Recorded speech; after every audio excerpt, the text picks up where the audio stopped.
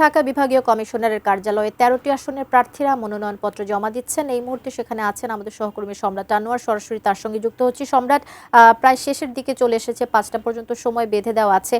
আর বাকি আছে কতজন আসলে প্রার্থীরা মনোনয়নপত্র জমা দেওয়ার? সেখানে বড় রাজনৈতিক দলগুলো থেকে প্রার্থীরা জমা দিয়েছেন কিনা মনোনয়নপত্র? পরিমাণ মানুষের উপস্থিতি এখানে রয়েছে। বিভিন্ন দলের বিভিন্ন যারা মনোনয়ন পেয়েছেন দল থেকে, সেসব দলের নেতৃবৃন্দ তাদের কর্মী সমর্থকদের নিয়ে উপস্থিত হয়েছেন। যদিও বলা হয়েছিল নির্বাচনী আচরণবিধিতে যে সর্বোচ্চ ৫ জন তারা আসতে পারবেন এবং তারা এসে কোনো ধরনের মিছিল কিংবা স্লোগান না দিয়ে তাদেরকে আসতে হবে এবং আসার পরেই তারা এখানে মনোনয়নপত্র জমা দেবেন এবং মনোনয়নপত্রের সাথে সাথে তাদের যে তথ্যাবলী যেগুলো জমা দেওয়ার কথা রয়েছিল সেগুলো তারা জমা দেবেন। কিন্তু আমরা এখানে এসে দেখেছি যে আজকে অন্তত মানুষজনের মধ্যে যে উৎসাহ উদ্দীপনা রয়েছে, সেই উৎসাহ উদ্দীপনাকে মাথায় রেখে অনেককেই দেখেছি যে নায়াসিনামাইড ও স্যালিসাইলিক সমৃদ্ধ লিলি ফেস ওয়াশ যা ফেসের ডেড স্কিন সেল দূর করে দেয় দ্বিগুণ ফাস্টার ব্রাইটেনিং। অনেক বেশি সংখ্যক তাদের সমর্থকদের নিয়েই এখানে উপস্থিত হয়েছেন এবং কয়েকজন যদিও মানার চেষ্টা করেছেন যে ভেতরে যখন তারা গিয়েছেন সেক্ষেত্রে তাদের সাথে খুব বেশি মানুষজন না থাকলেও অনেকেই আবার গিয়েছেন যারা অনেক বেশি সংখ্যক, অর্থাৎ নির্ধারিত যে ৫ জন করে নিয়ে যাওয়ার যে ব্যাপারটা সেটি আসলে সেভাবে মানা সম্ভব হয়নি। তো আসলে নির্বাচনী যে আবহ সেটি আমরা সকাল থেকেই দেখতে পাচ্ছি। গতকাল যদিও আমরা দেখেছি যে সারাদিনে এইখানে এই ঢাকার ১৩টি আসনের যে মনোনয়ন জমা নেওয়ার যে জায়গাটা সেই জায়গাটা মাত্র ২ জন নিয়েছিলেন, কিন্তু আজকে সকাল থেকে আমরা অনেককেই দেখেছি।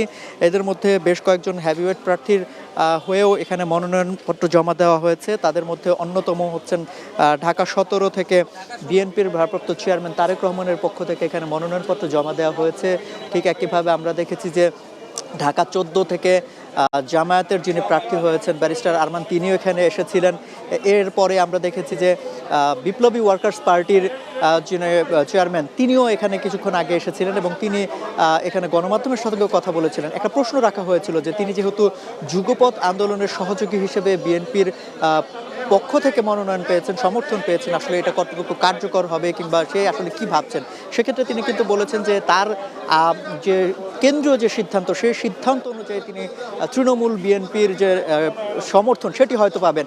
তো সব কিছু মিলিয়ে আসলে যে আবহ এখানে দেখছি যে অনেকেই ইতিমধ্যে এসেছেন, তাদের মনোনয়নপত্র জমা দিয়েছেন, আবার অনেকেই আছে বিশেষ করে এনসিপির কথা বলতে হয় যারা এখন পর্যন্ত এখানে সেভাবে আসেনি, যারা ঢাকা থেকে অন্তত নির্বাচনের জন্য মনোনয়নপত্র সংগ্রহ করেছেন তারা কিন্তু এখন পর্যন্ত আসেনি।